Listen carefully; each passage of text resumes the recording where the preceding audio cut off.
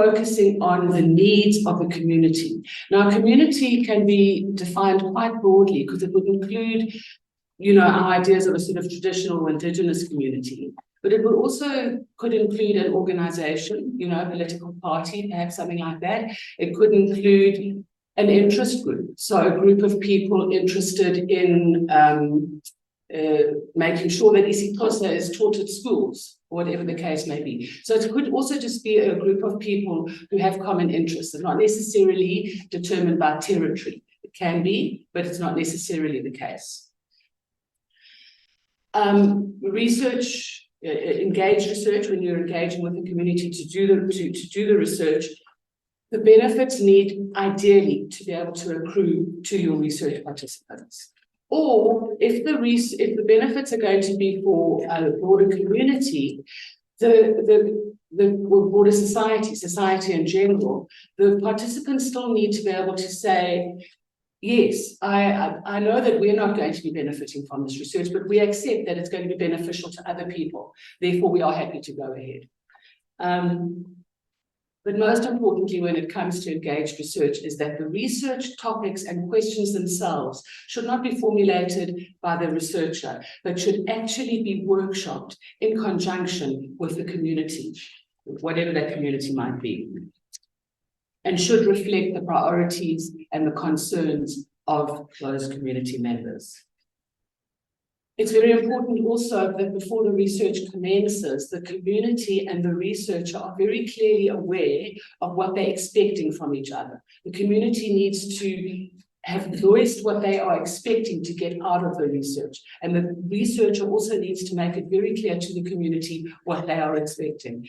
So it's quite a good idea in engaged research to actually draw up a sort of memorandum of understanding between the researcher and the community, where these expectations on both parts are very clearly laid out. Engaged research can take a variety of forms, so it could be engaging with the community members themselves. It could be engaging with elders or leaders or other knowledge keepers. It could even be working with some other advisory group acting on behalf of the community. So it can take different forms.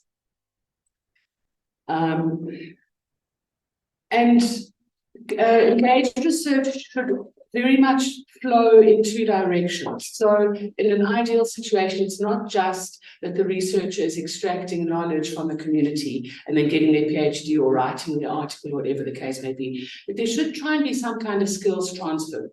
The community should, by all means, if possible, get some kind of something from it, even if it is just skills transfer or learning something that they might not otherwise have an opportunity to learn about.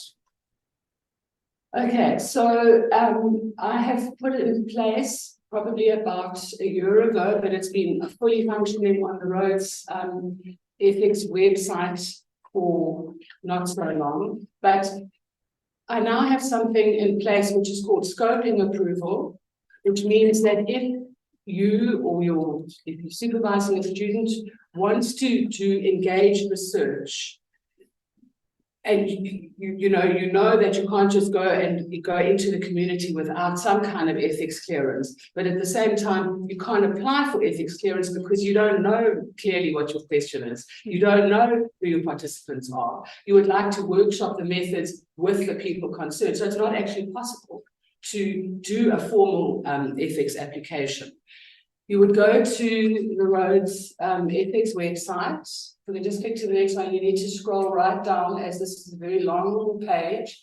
Can we have the next slide? And you scroll down to, I can't read it. Research involving human participants, and you scroll down further under that heading. If we can get to the next slide, there you'll see there's a little section there that's been included called community engagement. And there's a hyperlink there. If you click on the hyperlink, you can have the next slide. It will take you to a Google form. And that Google form is really your explanation of why your research requires the scoping approval. Because the questions are designed in such a way that if you know your research question, if you know your research participants, if you know, unfortunately, a lot of people feel they would like to take part in engaged research. It sounds nice, but they know exactly what their research is about. They know where it is, they know all that, so they don't need to go to approval. They might as well apply for conventional ethics approval and go straight into the field. This is really for research where you don't know your question because you're going to workshop the question with your participants. You then apply for scoping approval, which will give you permission to literally go and engage with the community in order to work out all of these things. You should not begin collecting any data.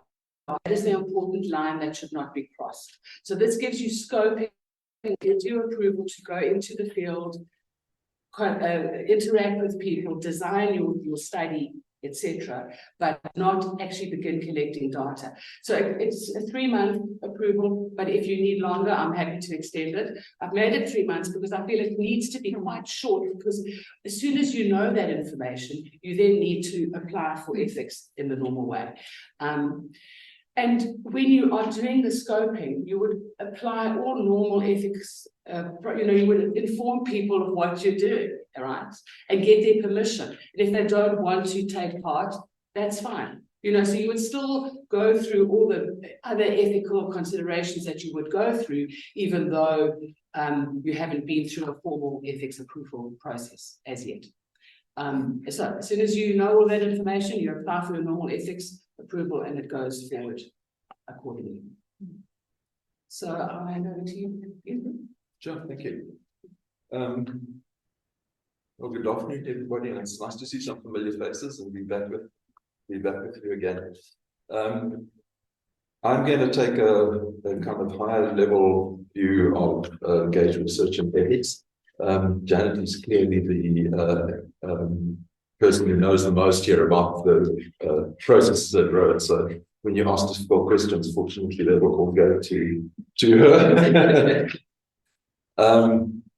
But let me say before I start that I think we're extremely fortunate in navigating what I think is a very difficult terrain for researchers, in that we have Janet running these processes at the moment as chair of the Human Ethics Committee, because she comes from a background of engaged research in the humanities. And I think you've really got to have done this stuff to be able to address the challenges of navigating a system that has come from a very narrow viewpoint. So just to talk about that a little bit, the compliance side of ethics in research is relatively new in South Africa. We have not had legislation for more than 10 years, and it's been evolving very fast. We're a university that's, as I'm sure you know, 119 years old now. Research has been done, for a long time in this place. And we like to think that before there was legislation, we weren't doing totally unethical research. So it's not as if we're saying that if you haven't got this, sprinkling of holy water on your research, you are inherently unethical in what you're doing. But unfortunately, it's not the way that the system has evolved. We live in the age of compliance, and we are now seeing that institutions, certainly Rhodes is one of those institutions, that prides itself on its scholarly reputation, and we want the world to be able to recognize that our scholarship is ethical. And the way to do that is to wear this, this brand of being an accredited ethics space. But we're seeing that coming down the line from funders as well. The NRF is getting big on asking you now, when you put a granting for ethics approval on your scholarly program. And the place we see quite a lot of enforcement is in journals, where the journal says, along with your submission of your publication, please send us the ethical approval letter. And there's a good reason for this. The reason is that the pressure on researchers across the world to perform has led to people cutting corners and doing things that are not always ethical. And so we've seen ethics become a lot more formalized. And along with formalization, we obviously see a lot of bureaucracy kind of emerging, that's kind of unavoidable.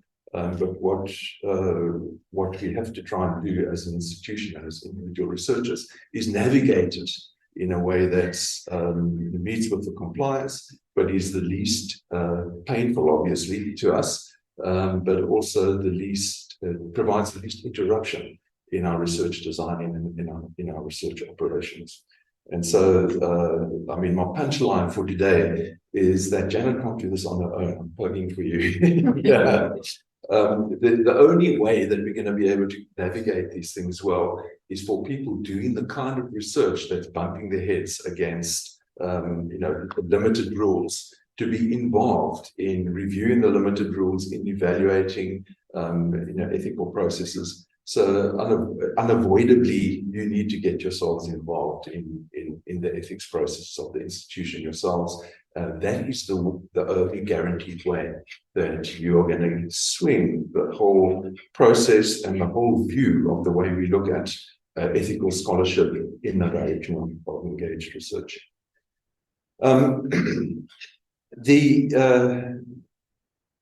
problem that Janet's already framed, I think, is that the way ethics has grown up is that we have a very biomedical view of ethics in this country, and in fact, in the world. So looking at the history of ethics in our university alone, there have been ethical approval processes around for a very long time, much longer than there's been legislation. But it's grown up particularly in the health sciences. And so the oldest ethical approval process that we've had in place for a long time here have been in psychology, because that's a kind of space where ethical approval has been a part of the scholarly practice for a very long time. And of course, universities that have medical schools have pretty much always done this. And most other spaces that are outside the health practice have pretty much, it's been up to individuals really, and sometimes part of the higher degree process and so on, but it's really been up to individual researchers to behave ethically and to design ethical processes. But that's not enough anymore. Now we've got to be able to keep records of it and show that our processes are ethical. And one of the real difficulties we've faced with is that the tradition of ethical approval, the processes, and in fact the law of the country has come out of a biomedical view of the world.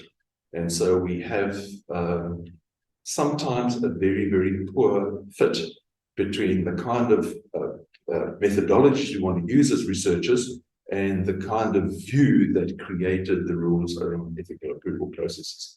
And I think that engaged research is one of those extreme spaces, because ethical approval really came up around, literally serious experiments on people in the medical space. Open heart transplants and so on required very, very serious ethical considerations, vivisection, those kinds of things.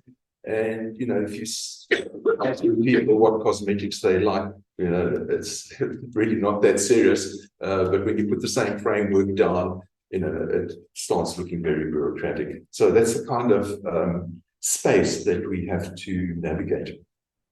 And the kind of engaged research I'd like to use as an example is really community-based participatory research, because that's kind of at the extreme end of community-engaged continuum. A lot of community engagement research is kind of loose, loose on community participation.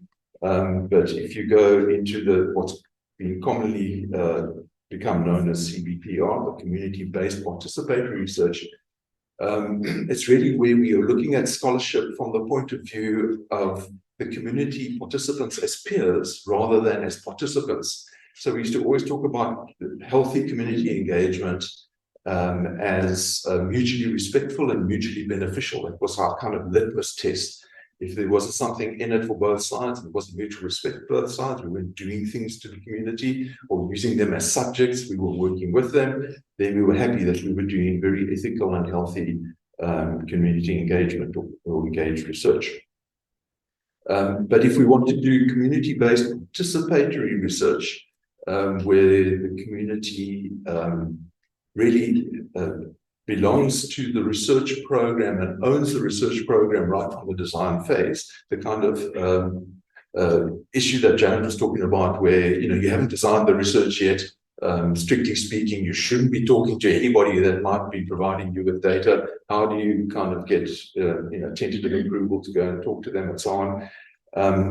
Then we are really talking about academics and researchers engaging with the community as peers. We're not seeing them anymore as a useful laboratory environment, but we see them as having knowledge and value of a different kind to the kind we have, and literally we want to sit down with them and say, how do you design this thing? You are a peer. And that really gives us quite a lot of headaches when we're working in a very traditional scholarly structure, because most of that stuff's designed by chemists and physicists and people like that, and they never asked anybody who wasn't already one of their learned peers how to do things. And so when it comes to designing research, when we get into the realm of treating community participants in research as peers, then we've got to really kind of rethink rethink how we go about things. And we don't have the luxury of rethinking how we go about things outside of current accreditation mechanisms. And so we've got to kind of play with those accreditation mechanisms and learn to navigate them, and hopefully slowly get them to evolve so that community-based participatory research fits more naturally into the scholarly space. And there are really two kind of uncomfortable areas that I thought I would highlight, and Janet's already highlighted the one about getting advance permission to do the research. So that's kind of like one of the big no-nos of ethical approval processes. You don't go into the field before you've received the ethical approval process. It's like one of the major crimes. And so if going into the field is going with a vague idea where you're going to design the research later, you really need to have an ethical approval process that allows you to, a stage one, I guess, is the only one that really fits that kind of way of doing things. And as far as I know, ours is the only one that does it like that. There might be others that I don't know about. But I've just got back from reviewing another major research university, and they're struggling with exactly the same sorts of things. And they haven't yet got an approval process that allows you to get a temporary approval, on a vague idea, and then come back a little time later once you've kind of worked things out with community partners. And so I think that's really heading in the right direction. And I'm sure it needs quite a lot of refinement as well. Which is why you should not leave Janet standing alone with this thing. I know you're not doing something. You've got some amazing colleagues working with you. I'm just trying to get you some more colleagues here. So. But there's another aspect that I want to just raise and maybe hear some ideas from you when we have the discussion part about it. And this really comes from us thinking through at this university and having discussions from the people involved in community engagement and engaged research about community engagement as an area of scholarship itself. And it comes through getting the journal started that Di can tell us more about if you want to know more about it. We're starting the community engaged journal at Rhodes University. The first edition should be out at the end of this year, I think. And one of the things that we've been thinking about, and I've been kind of wrestling with myself, is how you treat community partners as peers in that kind of, that's kind of the pinnacle of scholarship. Where you've done your research, You want it to be accredited. That's kind of the currency that we have. How do you get things accredited? Well, very learned people have to, act as your peers and tell you that this is, peer review is everything in scholarship. The people who are hallowed and respected in your field have to say that your work is good, and then it's good. Nobody can argue with it. It's kind of our rule. And if they don't say that, then it's pretty much gets rejected by the journal. And that becomes really difficult when you say, I want to treat a community partner as my peer, but this person hasn't got their PhD and they haven't published 20 journal articles already, and they haven't got all those characteristics that we usually recognize a learned peer with, but they've got other kinds of knowledge that we as academics don't have and we want to respect and count that knowledge as valuable and use that knowledge because we can gear off it for enriching the research. And so that's one of the things that we've been wrestling with, and it would be good to hear whether you've got the solution to that. How did you bring those people in as peer reviewers of a journal and not get it de-accredited? Because the accreditation system writes those people off as having valuable knowledge in the scholarly space. And that's exactly what we want to kind of work against when we're doing peer review in the community-based participatory kind of research. So I think those are the two main uncomfortable spaces that you have to deal with as engaged researchers. And I think we've found a way to navigate the research design difficulty. We're really still battling with being co-creators of knowledge with community peers who look to the scholarly established system as somebody who's not actually a scholar. Thanks, Rene. I'll stop there. Okay, thank you so much, Prof. Clayton and Dr. Hayward. So I think both of you emphasized the importance of inclusive research. And this week I was doing a digital storytelling course with Tandy.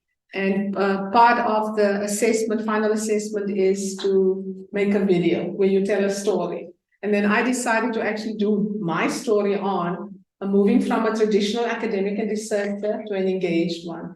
And how, I never realized there was something like inclusive research, co-creating with the community. That in terms of knowledge, how vast it actually is, diverse knowledge systems.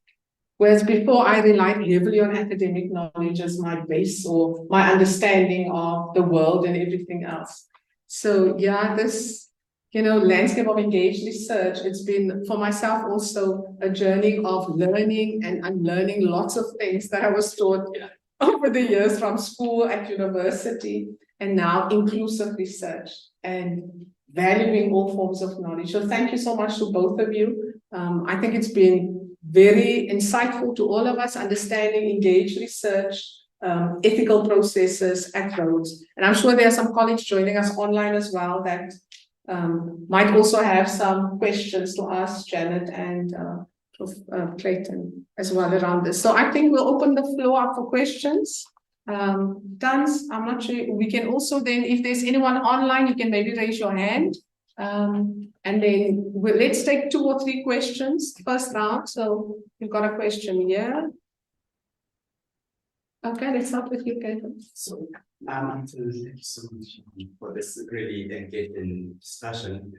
So my question would be bordering on the ethics, the ethical processes of publishing research from engaged research, but also from the research aspect, say, how do we show recognition or acknowledgement of people's efforts in the research? And I'm asking this because I've been battling as in mentioned to say, now I'm wanting to start publishing work from the engaged research I'm doing. Who gets to be acknowledged in the acknowledgement section? Who gets to be a co-author? Right. And so I asked a colleague this question at some point, and we couldn't have a suitable answer. And at some point, we had to say, well, you don't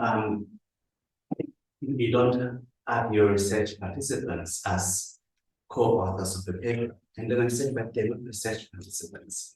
We're doing this research as colleagues. So they, ideally, I'm thinking of them as co-authors of the research.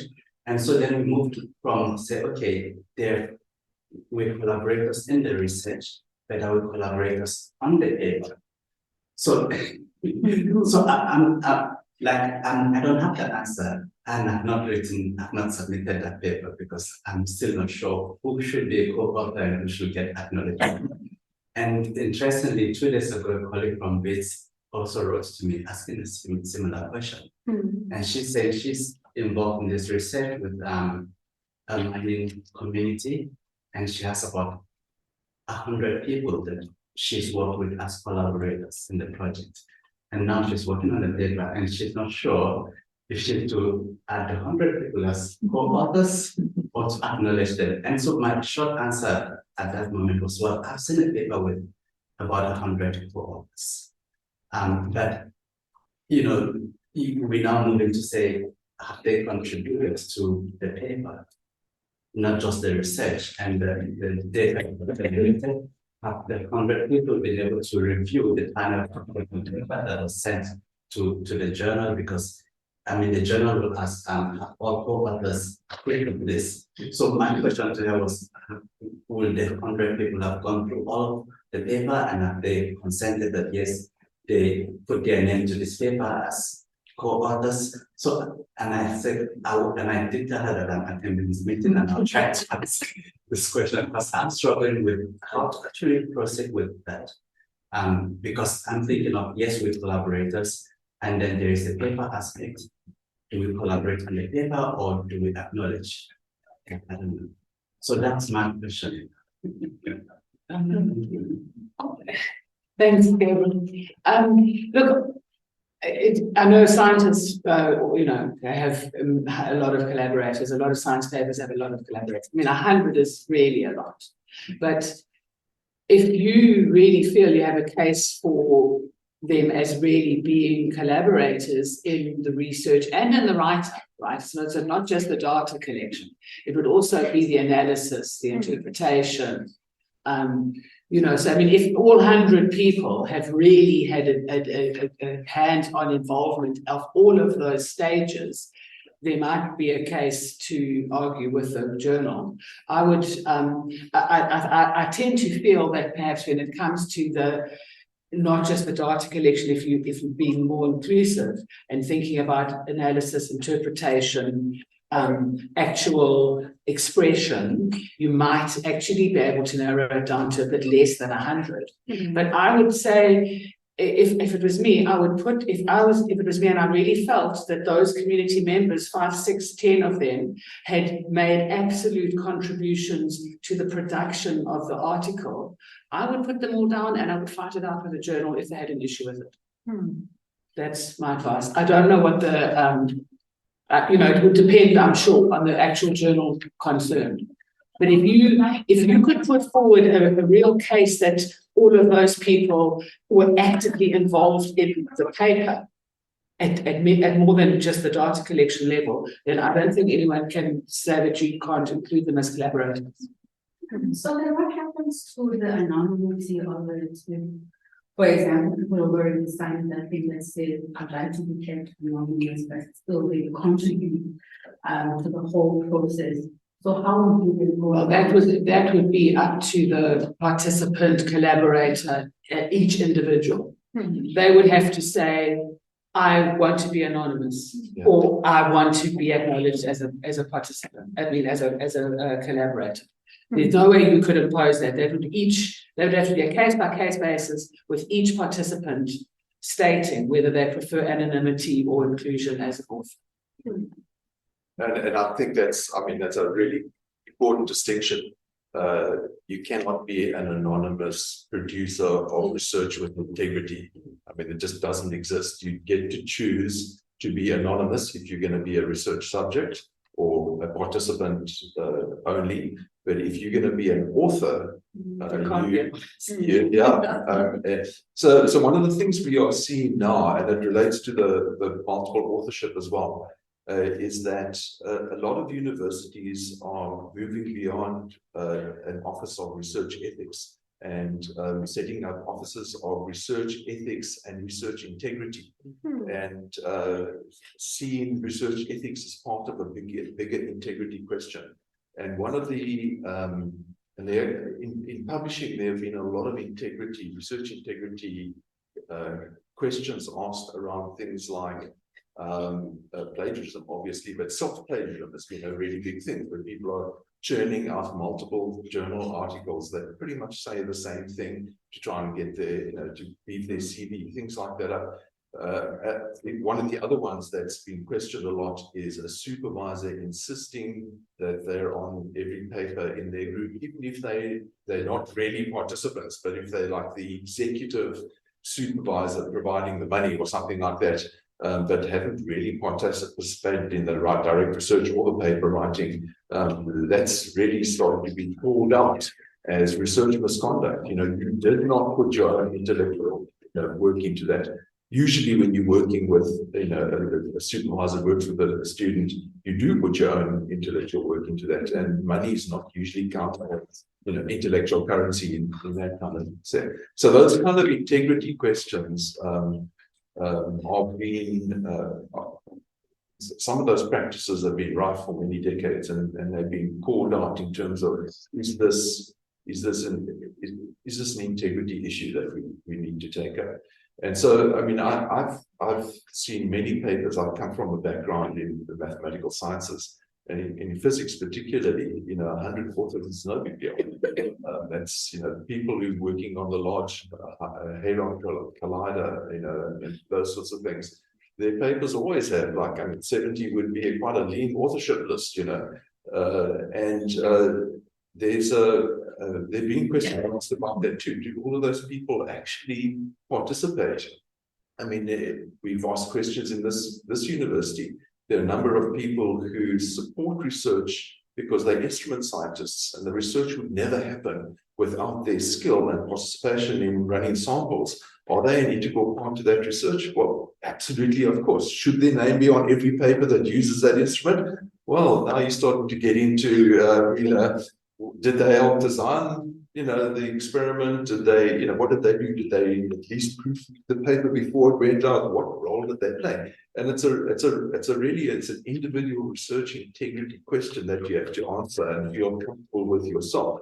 And I think that any researcher acting with integrity, if they played only a menial role in the research, should stand aside and not have a name on the authorship list. But if somebody really played a part in the research, producing it, and certainly was an integral part of writing the paper, I mean, it's not right to leave the name of it. We'll take. Okay, let's first go to the online and then we'll take the 2 questions. Thanks. We have a comment on this discussion. Found that in the employees, there's most journals now for an end to an article where acknowledgements where levels of collaboration can possibly be unpacked on it without having impossibly long lists of authors or ethical conflicts of interest. And then we have a question from Enda Mota. Go ahead and speak.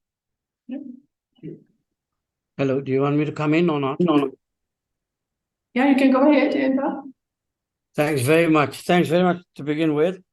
I'd like to speak to the 2 issues raised by Professor Clayton. I think those are, in fact, perhaps the most difficult issues to deal with. And I want to make 3 points. The first is quite simply that from my own direct experience and following the really very important aphorism which Abashali enjoins us to take note of, which is that nothing for us without us. Following that, I think that university policies can and must be developed in relation to community engagement and engaged research or engaged scholarship, must be taken up together with the communities we envisage. In other words, the very process policy making in respect of engaged research must be true to its foundational idea, the idea that universities should and can do research with communities. And I have absolutely no doubt in my mind that communities will be able to assist universities in developing its policies relative to how engaged research is developed. I think there is, from my own experience, there is a degree of rigorous thinking and reasoning which will surprise many academics, but it exists in communities, especially those that we take for granted. So that's the first point. The second point is that whether there are peers who can, in the community, who can evaluate academic research for accreditation purposes, I think is a somewhat irrelevant question, because in my experience, communities don't particularly care about whether a piece of research is accredited, goes into a journal or not. They are much more concerned with its efficacy, with its use, with whether or not it provides useful, socially useful knowledge which can be applicable for the purposes of alleviating the conditions which communities are interested in. So the point about it is that there is now a fairly rich store of academics, of intellectuals in universities who are deeply interested in this area. There are now, and I'm glad that there's going to be a journal at Rhodes, because I've just been associated with editing a journal on the life and work of Aziz Chowdhury, one of the pioneers in this area of the scholarship of engagement in relation to social movements. And I think that, and just going through the peer review processes of that, I discovered that there are indeed a number of academics who are very aware of this area of scholarship and knowledge, and who can be brought in to do the reviewing. I don't think communities are particularly interested in this area in relation to accreditation. They're interested for purposes which we've already talked about. And of course, the last point I simply want to make is that, well, all of this really does require what others have said today here, which is that what we do require is a much wider process of accreditation of the kind of work that academics are doing in and with communities. I think that's the biggest missing link. Not only is there a very limited pool of funding for this work, but there's very little recognition of the complexity of this work, the time it takes, the nature of the relationships you have to develop, and how, in fact, these relationships often fracture because of the lack of resources, etc., etc. Yeah.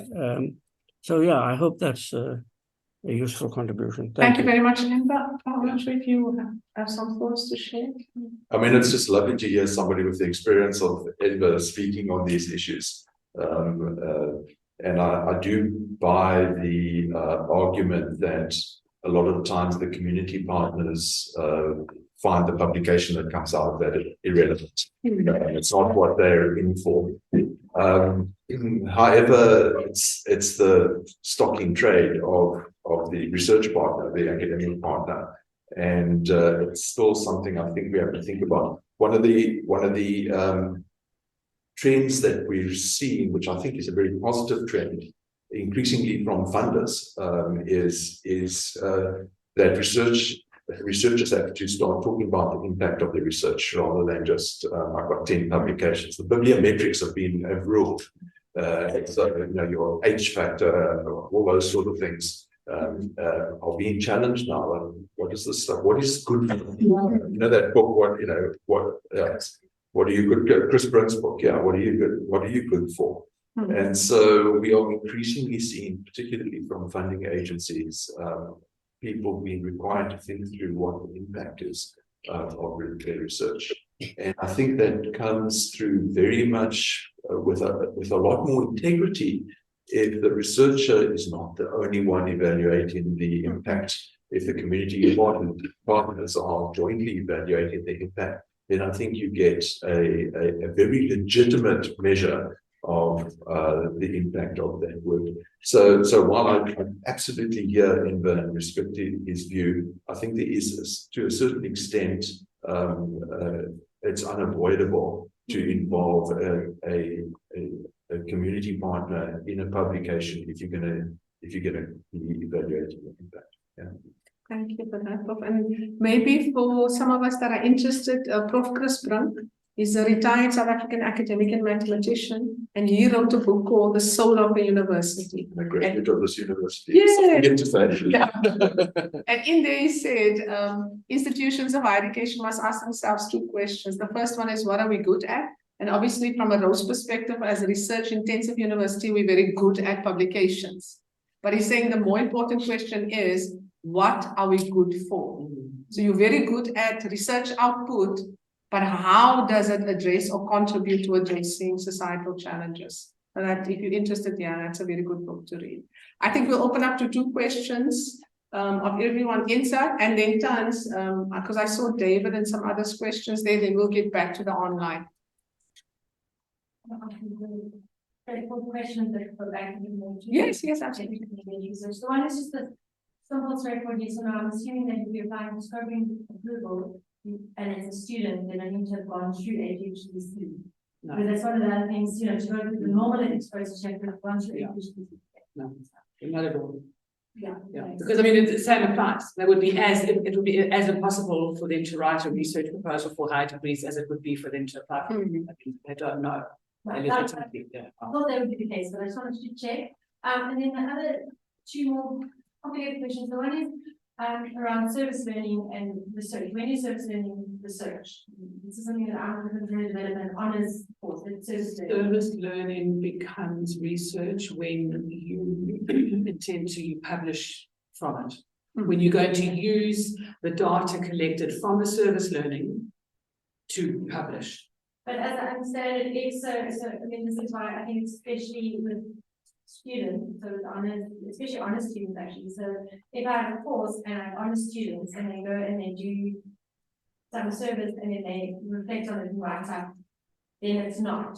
But as soon as they write a long paper, I think, I'm not sure there's some sort of, as soon as there's a long paper or a thesis involved, I'm not sure, and I can see that there's some, it's a bit weird, like they can reflect on, they can go and do something, they can reflect on it, and it doesn't need ethical approval. But then if, as I understand it, if they were to write a master thesis on it, it would. If they were to write even a long paper, it would. But if they were just, it was part of their honors coursework or their master's coursework, it wouldn't. And sometimes that seems a little inconsistent to me, because it's like they're doing exactly the same thing. But the one needs ethical approval, one doesn't. It is difficult because I mean they both are involving interaction with participants. So you would think that whether you're going to be publishing or not, if you're interacting with human participants, you should get ethics clearance. That's my gut feeling on it. But when I was in that position wanting to do service learning, Roman was the chair at that time. And I understood the distinction literally was if it's purely pedagogical, if they are just engaging with participants to practice the, interviewing techniques and then to practice analysis and write-up, it doesn't, strictly speaking, need clearance. I mean, my advice would be, if you know in advance that what you're going to be doing with your honors students, you might just want to put in a kind of ethics clearance application to say, I'm going to be asking our honors students to do some research, things, exercises, and they are going to be interacting with human participants, and just get the clearance. Just get a kind of blanket clearance for your honours class, just to cover all bases. Okay, but my particular thing, I'll talk to you at some later point about the details. But then the last thing I just wanted to ask about is this. Sorry to jump in. Maybe I can just share from my experience what I've been doing. Jenny has been assisting me on that as well. So with the 3rd-year students that we're doing medical anthropology with, although at the moment it's strictly pedagogical, where we're writing about the process of service learning, that also the reflections of the process. I still have to apply for ethics clearance because I'm then analyzing those reflections to say how are they finding service learning as a way of learning medical anthropology. So even though it's reflections, that they will be right up from that. But then our 3rd-year students, where they're doing, they've got any engaged with people in the community, but they're not required, like Jenna said, to publish that. And it's strictly about practicing interviews. Do they understand what it means to do a focus group? And that's where it ends. So they're not then required to write any applied ethics approval because it's seen as a class activity, although it's done outside the classroom. That those who intend to then push the boundaries further to say, actually, I'm enjoying this and I might want to publish it. Then I say, you have to apply for ethics. So about 5 of them, for instance, have had to go through the process of applying for ethics, and being fairly level, it's difficult, so that, that's how we practically have to go through this. And we'll have to have a number of back and forth learning as well with them. So that was Yeah, I mean, I think it's a complicated thing because there's something, but you can see the weirdness of that. If you're going in there intervening, even if they're just practicing the interview questions, if those interview questions become hard, practicing them is as. But my last and most complicated question is the gatekeeper one. Because if you're going to do engaged research, then all the stuff about gatekeeper starts to become quite important. And my experience with reviewers has been that they have very different views on it. So some other reviewers tell me that you can't go into any community where there is a sort of traditional leader without getting that person's permission. They're always gatekeeper if you're in that space. And I also had to say you can't speak to any employee without speaking to the employer if something you're asking them has something to do with their work. And so, you know, in engaged research, I mean, there's always like a community leader, you interview members of the social movement, as the social movement leader and give permission to, I always think not, I always push back against those, because I think adults should be able to speak to researchers if they want to. But I have had a lot of pushback from reviewers on gatekeepers. So I'm just wondering with engaged research, how do you do that? Because you're always going to have a community leader question, and I think we need clarity on when is such a person a gatekeeper. There's been a bit of a shift in thinking when it comes to traditional leaders as automatic gatekeepers. What I've been going with, and I think it is the more commonly held idea at the moment, it hasn't always been the case, is exactly what you've been saying, which is that even if members in a traditional community are living under a traditional leader, they are adults and they have their own autonomy. I think it's essential to respect local conventions. So I would never recommend just going in and recruiting people because they're autonomous adults. Whereas where they're living in a community where visitors are expected to go and present themselves to the traditional leader, and it would be extremely rude and remiss not to do that. So I advocate always starting off with the traditional leader, but not to ask his permission or her permission, simply to say, this is who I am, this is why I'm here, these are the kinds of people I want to speak to, this is what you fully inform them of what you're going to be doing. You're informing them out of respect, not because you're asking permission, but because it is polite and respectful to start off. So you're starting off with them as a gatekeeper, but it's more to actually discuss and explain stuff to them than to ask their permission. So our committee hasn't insisted on gatekeeper permission from traditional leaders for a long time. Some people push back and say, no, but I must get permission from, I want to, I have to. And I'm like, well, okay, fine, if you feel that strongly about it, but you don't actually have to tick yes in the application form. However, you do have to respect local convention, right? It's not the same thing. Okay. Organizations.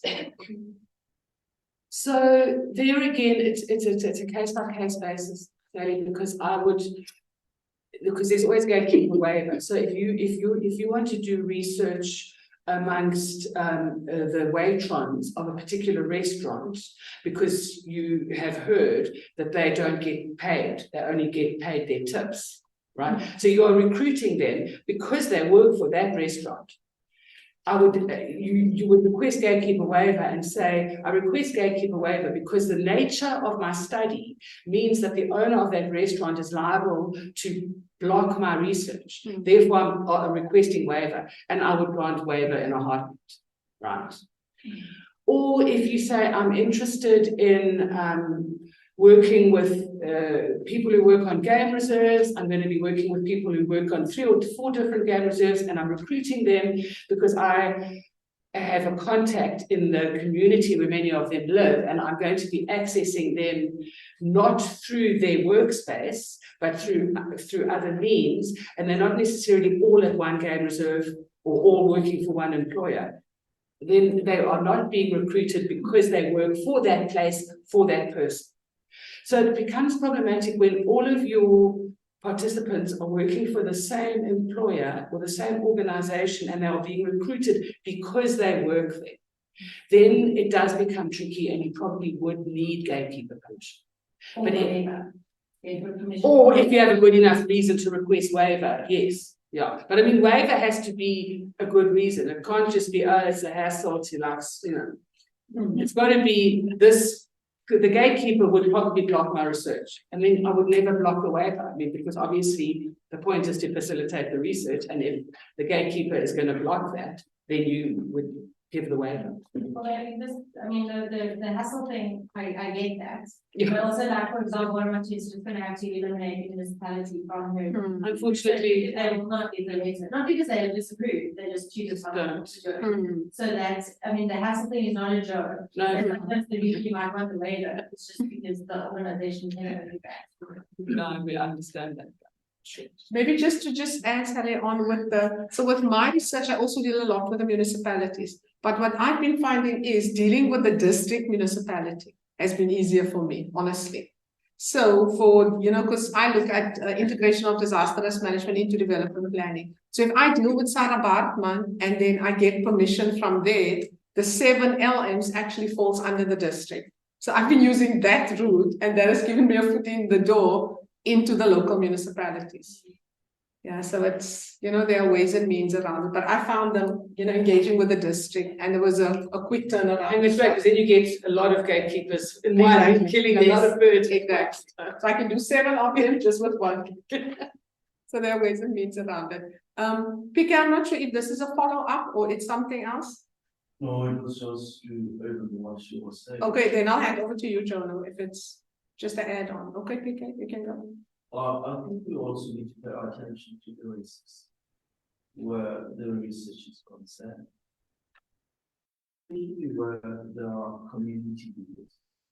I think it would also be good for us to consider them and also identify our co-authors or the community members from the obligation aspect of, let's say, you apply.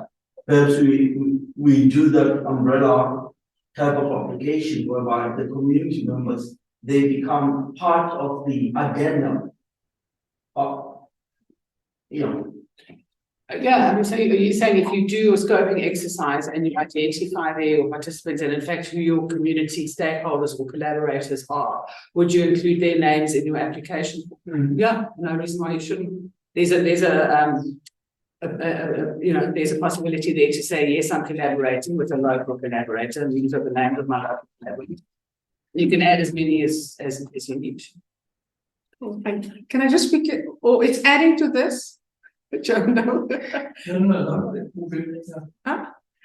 Okay, let's first go with Morris and I want to very quickly add to what you're saying, because I work in the early childhood field, and it's all about community engagement. And I love your scoping approval. It is fantastic because for me, it answers that huge question, what's in it? What's in it for you to be involved and spend all that time and all that brain power, and you living in peculiar circumstances, what's in it for you? You know, I just love that. It's the first time I've ever heard of it is at Rhodes. Yeah. I don't, like Peter, I'm not aware of any other university. Yeah, me neither. I know that I've just done a research online research ethics training course with a Canadian body, and they've got a whole module in the course about research with Indigenous persons. And in the Canadian policy, community engaged research is absolutely a core thing. Which I find very useful because as much as it's acknowledged as an issue in South Africa, I'm not aware of any other South African universities that are actually providing scope for it. But I mean, I think it's essential because I just don't see how research can proceed in some cases without it. It's also adding to this. No, Okay, yeah. Can I just hand over to Joe? BB has mentioned from NWU that they have a similar process in place to implement to on board researchers. Okay. Okay. So where is that? Northwest. Northwest. Okay. And go to journal. And then Tanya, I think there were 1 or 2 online as well, and they will come back to you, Chief. Journal, you can. Yeah, thank you. And just to say, I agree with the colleague here that it's a very enabling process that you created that we're benefiting from. So thank you for the work. My question is about this void that I'm sort of feeling between the researchers kind of establishing perhaps a loose research question approach. Then the scoping review where we go and we figure the process out with the community, and then we decide what we're going to do, we do it, we collect the data, we write it up. It's that bit in the middle, where I would like to capture the scholarship of the engagement process. And write about the messiness of that.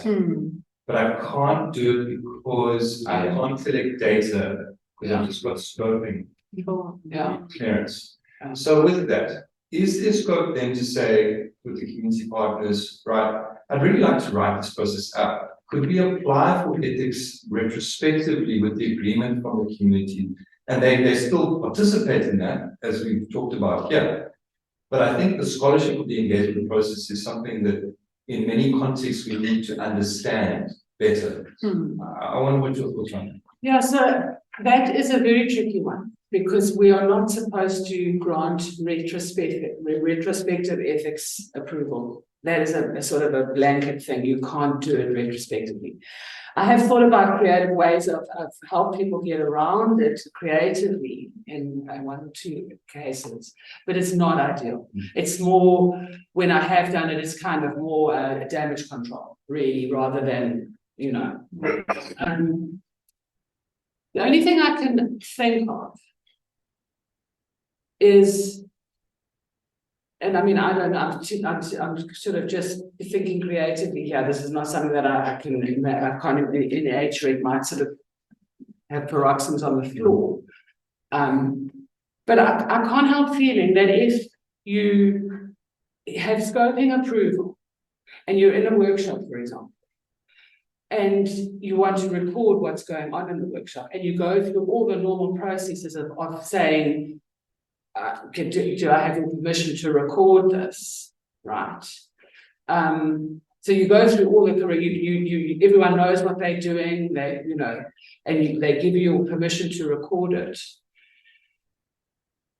Provided I mean, as long as it's not pure data then in that sense. It's not pure research data. You are recording an interaction. You're recording a discussion, and you are recording it so that you can refer back to it and use that information in the construction of your application. So, yeah, if you are recording an interaction, but it is not pure data that you are collecting, all you are recording is it's almost like a minute of your meeting, in a sense, and you're then going to use those minutes in drawing up your application. I don't know. I mean, Lindy, we have a research ethics Wendy in the back. What do you think the committee would think of something like that? They'd frown. Do you think they'd frown? Because, but is it real data? Is it data? Or just. I'm just I don't want to interrupt you. Are you still busy? Okay. I was thinking, as you say, that's context, that's background. Wouldn't it also happen that you would then speak to the people who are co-constructing with you and ask them about what this process has been like for them? And that would be your data. The other stuff would be background. Yeah. So, that it would be some kind of data, but it's more background data, whereas your interviews or your workshops where you are after you've got, you do some of the stuff with the scoping, and then you could ask for clearance when you were actually going to unpack what that process has been. Yeah, that's true. I mean, you could then retrospectively go back to your people once you've got your clearance and ask them to reflect on the process. But in terms of the scoping itself, I can't, I mean, as long as you have permission, I can't see that there would be an issue with recording the transaction because you need to have an accurate representation of it. And to my mind, that is not data. That is like the minutes of a meeting, and you have permission to have a meeting with the community. So I think, yeah, and if you do want to go back and ask them to reflect, then rather just do that once you've got your. Okay, thank you. Guys, I'm not sure if there are any online. I saw David. I'm not sure, David, if you have a question. David University, I saw. There was a comment. I wonder if there are any other university processes or structures that encourage valuation of multiple knowledges, perhaps as conditions for promotion, instead of relying on peer-reviewed journal articles. And then related to that, when there's CV's question is, I think we need to somehow push for recognition of community engagement activities as criteria for performance assessment in our universities. Yeah, I can comment on that. We've absolutely, for in this university anyway, we absolutely count community engagement. It's one of the mainstays of there are 5 different categories of evaluation for people being promoted, and it's one of them. But it's done through peer review. I mean, peer review is the king and queen and everything. So, and there's a really good reason for that. You do not want, let's take me as an example. I've come up through the mathematical sciences. I got into a fairly powerful position of being able to pass judgment on people's promotions. I don't think I was equipped to pass judgment on other disciplines that I have actually no knowledge about. And the way that universities get around that is they say, if your peers say that you're good, then you're good. And if your peers say you're not. So choose your peers carefully, kind of thing. And I think that's the way that we stop managerialism, because otherwise you get, it goes downhill really fast when you have somebody who clearly doesn't know about your discipline telling you whether you're good or not. It's just not a nice place to go. So I think it's absolutely there in this university, but it's there through peer review. Chief? Yeah, so my question is, if a student or the supervisor who happens to be a member of the community identifies a problem and decides to work in collaboration with the people of the community, he also is a member of the community. In that case, do we still call it engaged research? I don't see why not, because it's still premised on engagement with that community. And I mean, the issues, the question is about an issue relevant and experienced by that community. It's a complicated space, though. I mean, I totally agree with that. There's this whole concept of embedded researchers that is hugely contentious, and in some disciplines embrace that, and that you can't actually get decent data if you aren't one of the whatever you're measuring. If you want good data on art faults, be an art fault, you will never get the flip side of that is how can you be objective and independent if you're measuring yourself? And of course, we know that one of the big no-nos in any research is to invent the data yourself. And so when you are measuring yourself, can you be independent enough not to invent the data? So, I mean, I agree with exactly the answer you got from Janet, but I think it's a broad area to be an embedded researcher. Yeah, you buying yourself a very fractious life as a researcher. And obviously you would have to, declare conflict of interest. Yeah. And explain what you're going to do to prevent the inevitable bias. That's why that question is in the application for exactly that sort of situation, where you might well have a conflict of interest as you are a member of the community. And therefore, you acknowledge that, what are you going to do? How do you manage it? How are you going to manage it? So it's not, it's not easy to declare these things. It doesn't mean the research is going to be unethical. The next thing is, yes, we've acknowledged that this is the situation, but what are we going to do to manage it? Yeah. And if you can come up with a good management plan, it will probably go through the committee. Lisa, to add to this, or it's a new question? Oh. No, okay, let's first go and then.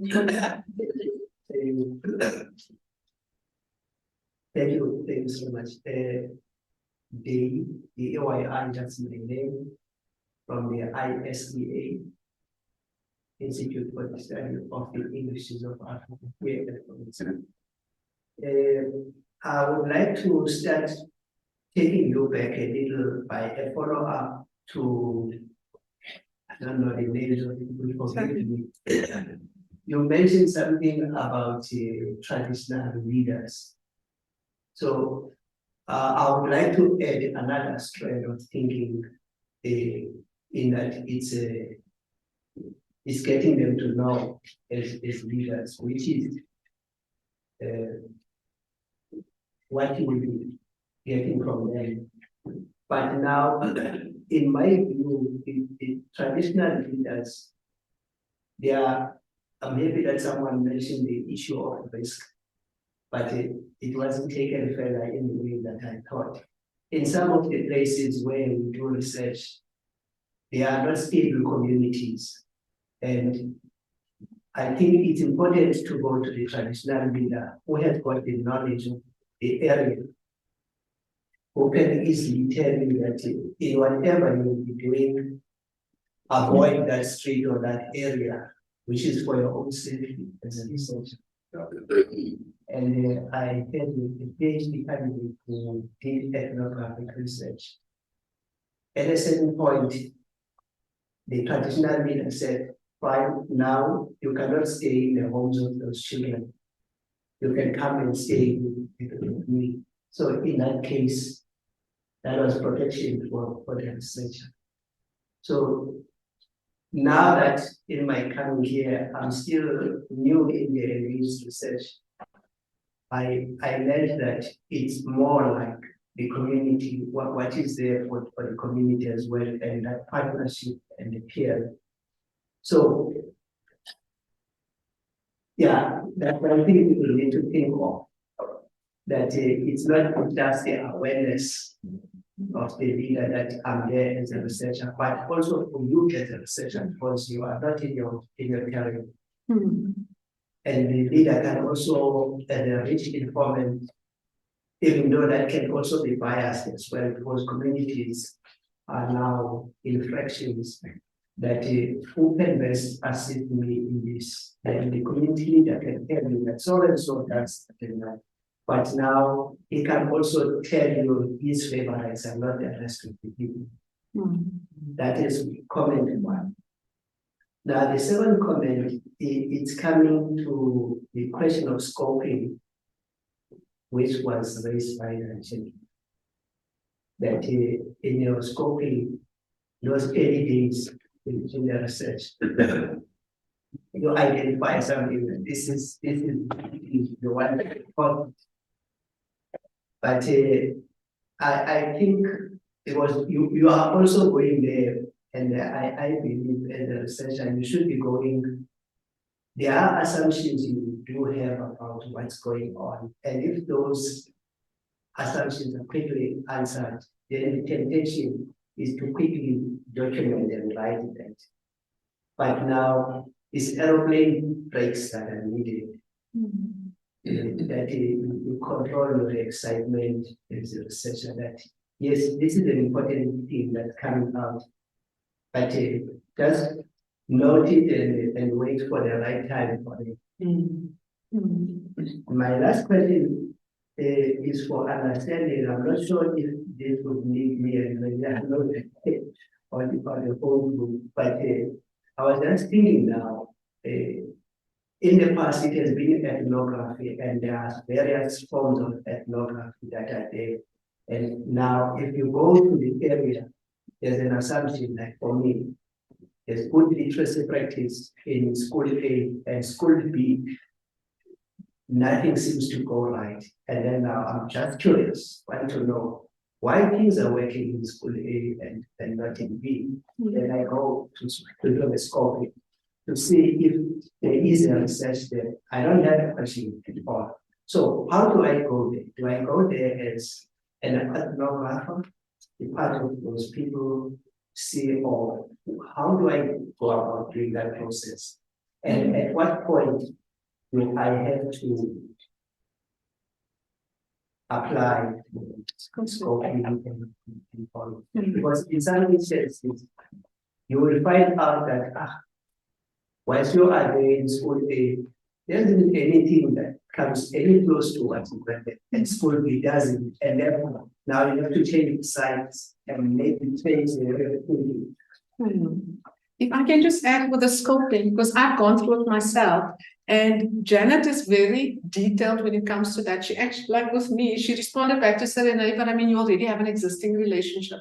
So, you know, and you already know, kind of know what you want to do. So she asked me a few questions that I had to respond to actually indicate to her why this is sort of new knowledge, a new group of people that I'm dealing with in municipalities. So responding to her questions, it was then clear that, you know, my research has normally been with the disaster management section, but this is beyond it now. It's the finance section, it's the integrated development planning, and I've never had any engagements with them. So based on that, Janet then said, look, so it's a new group of people that you've never actually engaged with. And when I went and did the scoping approval, I had assumptions in my mind of why municipalities were not integrating risk element into their development planning. But during that scoping, they told me things that I did not know of. I walked away there thinking, Rene, where have you been living? Because what I thought and assumed were not the issues. So it was new knowledge to me. So that is the value of scope. Yes. So because it can help you, the whole point of it is to help you formulate and shape your question. Exactly. I think a lot of us go into the field thinking we know exactly what we want to ask, and we get there and it's a whole different situation. Yes. So yeah, so thanks, Rene. Yeah, so just new people and new knowledge, people that I've never engaged with, that I didn't know how they were connected to the research I've been doing all these years. So it was all new to me. So that's the point of that old Google form, because you start off with that form and it gives me some idea of what's going on, and then I engage you with further questions, and then I will say, yes, you do clearly require scoping approval, here it is, or else I have in some cases said, but you have a very clear idea of what your study is, you know what you want to do. So just go ahead and apply for clearance. You don't need to scope because you know what you do. So that's the point of that form, is to be able to assess. And sometimes it does take more than just the form. Yes. It takes a bit of engagement. And then we can work out together with the applicant what the appropriate movement would be. And your questions that you asked, it also then allowed me to think deeper. And I think, okay, you know, the question Janice actually asked me, I didn't think about. And then I was able to respond, and then it was clear to her as well that I'm moving into new territory that I don't know much about. And so you got in the end, I gave it to you. Yes. First I was like, hang on, really. But then we engaged, and then I was like, how that you had those questions that you were referring to say, but you mentioned this and this. Yeah. So that helped me to reflect. I think in the interest of time, Cornelia, let's see if we can squeeze in. Cornelia. Thank you. My name is Cornelia. Trying to follow your lead. I'm Klaus. I'm also new in community engagement. One of the things, maybe let me start with the question mark. Yeah, I find that, or rather, let me start like this. We trying to put a community engagement, type of research to the types of research that we do. We usually do the traditional type of research, and now we're trying to include community engagement as well. I'm new, I don't know much about it. And as well, so we want to, the idea this year was to try and test it around the honors students, and so since I'm new and I don't know much about it, maybe for me it takes longer, community engagement research with everything you need to do rather than the traditional, which I know very well. But this, for me, it's new. It's a new field altogether. With obviously, if you engage students, it's it's new to them, it's new to the supervisor. It becomes a little bit of a mess. Now, I wanted to ask: is there a simpler way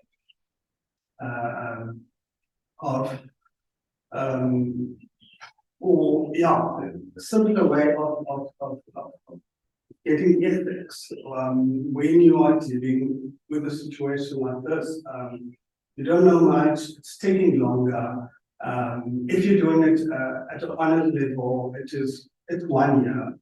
So the scoping, finding what needs to be researched, all of that, it takes a little bit of time. So is there some advice that you can give me around, I don't know, easier ways or better ways, or is there certain things that can be, I don't know, exempted, or, I'm trying to ask. And as well for me, and it might be because I'm new, as I say, with the community partner, especially when you work with the community partner and other things, and then you talk on regular basis. I mean, even if because with service learning and there's a community partner, it's very easy to collect the data. Even let's say you didn't need to, you're talking to a couple of people, it's very easy to make the data because you have that relationship. So from that side, that's what confuses me quite a lot with the ethics, is that when you have a strong relationship with the community partner, it might be very easy to get the data or think about getting the data. It's only easy to collect the data if you know what the question is. If you don't know what the question is, there's no way you can collect it. So in other words, if you say it's because you already have a relationship with the community partner, you could just go in there and immediately start collecting data, then you know what your question is. Then you don't need to get scoping approval, you can go straight for clear ethics clearance. If you genuinely don't know what the question is, you can't go in there and collect the data because you don't know what your data is. You understand? True. I don't know if that's making sense, but I mean, one of the biggest things I have found with people requesting engaged the scoping approval, that is why the questions, as Rene said, the questions are like very, very simple and straightforward. And I can tell from those questions, this person doesn't have a clue of what they want to do. They need scoping approval because they don't know what they want to do and they need permission to go and work out what they want to do. Whereas you answer, other people answer the questions and they're going to this area and they want to speak to these kind of people and they're interested in these issues. They don't need scoping approval. They know where they're doing their work. They know what their question is. They know who their participants are. They needn't waste another moment. They should just apply for ethics clearance. I don't know if that's answering your question. Maybe just to add to it, maybe you could look at introducing this in the 3rd year. I mean, you're now also talking about a year, and that's what I would suggest, introducing it in the 3rd year, going through all of this, so by the time they get to the 4th year, Yeah. because you're looking at the time issue also, they just have a year now, and this might take longer than a year. Sorry, one other thing, if you're going to be working with all of your honor students in a particular community about specific issues, you can apply for clearance, ethics clearance, independent from the students, and then just get an ethics amendment telling you the students that, you know, you can apply for it and if it's going to last for 3 years. You can use the same ethics clearance to do the same thing for 3 years, provided you're working in the same community and your research issue is the same issue. All you do every year, this is what journalism does, is you just ask for ethics amendment. You say, I'm removing these students from the project, I'm adding those students to the project, but the project itself remains the same. And that's it. Then it can go over years. Yeah. So there are ways of getting around it, especially if you as a lecturer you know what the research is about, you know who the participants are, you know the issues, the questions, the community, you know all of that. Then you as a teacher apply for clearance, and every year you just let me know who are the students working on that project. I think that would fit, because Cornelia deals with finance. Yeah. So I think that would be.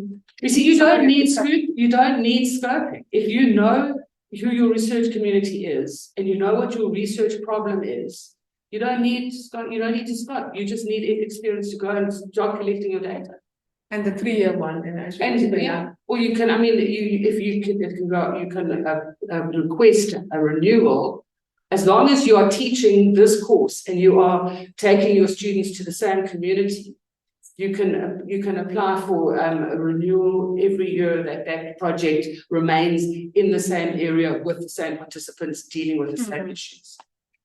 Thank you so much. I think in the interest of time, we've gone 2 minutes over time. I know I'm rushing to another meeting. Yeah, we still have meetings after this. I know we could have gone on for hours, but I think also if you want to maybe via email connect with Janet. Please do feel free to email me. I'm very open to responding, as Rene and a few others know. Yes. And that's really the best thing. The best thing is just to send me an email, and it will make you feel better, because people get themselves into such a tizzy unnecessarily. Just one little email, one little question, and your whole day will be better. So thank you so much for everyone that have joined us in person. Thank you. To our online participants, but a big thank you to Dr. Janet Hayward, the chairperson of the Rhodes University Human Research Ethics Committee, as well as Prof. Peter Clayton, the former DVC for Research and Innovation at Rhodes University. I'm sure we'll take this discussion forward, and it seems like we need to have more discussions like this. So thank you again to everyone that joined us. Thank you.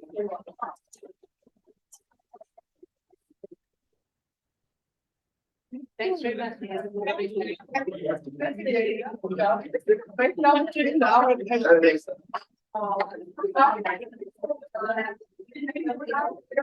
So yeah, we're going to need that glass of wine tonight. Okay.